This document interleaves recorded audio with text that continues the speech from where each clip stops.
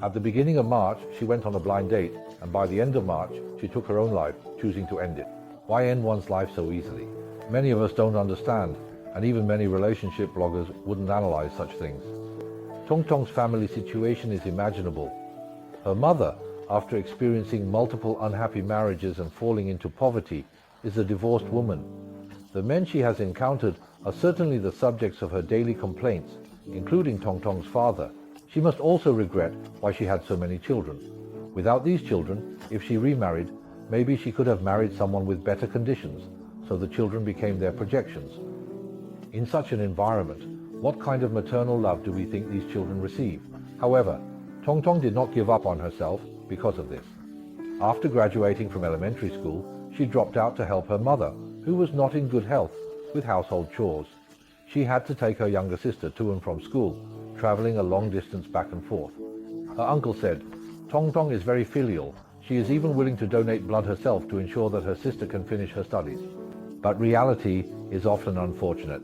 A physically weak person, a girl who has only received a few years of education, even if she is determined to improve her family situation, is likely to find it impossible. Many people might say that there are so many famous women who have changed their lives through their own efforts, like female entrepreneurs, female scientists, and leading women in various fields. However, we all forget that these women are just a very small minority among women. Their encouragement is more of a self-display of the fortunate ones, and for the majority of ordinary girls, such encouragement only makes them look down on themselves even more. She doesn't want to marry this man, nor does she want to deceive him. She simply and foolishly turned her deep inner feelings that she was unwilling to marry this man and would feel extremely uncomfortable sharing a bed with him into a very important matter. She cannot suppress her instinctive independence, nor can she suppress the purity of her instinctive love, so she does not agree to such a marriage. But she knew she was powerless, so at that moment she had no way to refuse others who demanded that she marry someone. A girl who was unwilling to sell her emotions and considered herself useless ended her life in a very short time. If you think she was foolish, you will soon forget about this matter.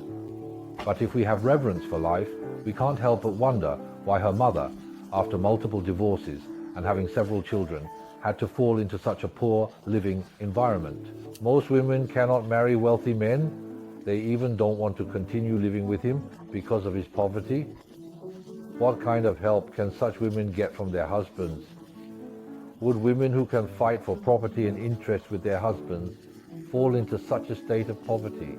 In protecting women's rights, can our society provide more care for divorced mothers and single mothers?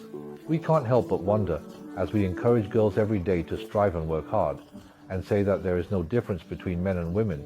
Is this really true? Do our academic disciplines and career designs not favor men? This advantage that men have in earning money certainly doesn't mean that men are more noble than women, because most of the professions in our society were created by men, so they are more suited to male characteristics. So, ignoring this fact, if women can't support the family or earn the same amount as men, should they be blamed or looked down upon by their parents? Is such a statement fair? Of course, what I most want to express is about the bride price, which seriously hinders the free union of men and women and can lead many people to develop unrealistic expectations and a mindset of getting something for nothing. Why does this still exist in today's society? Our laws still indirectly protect such a bad custom.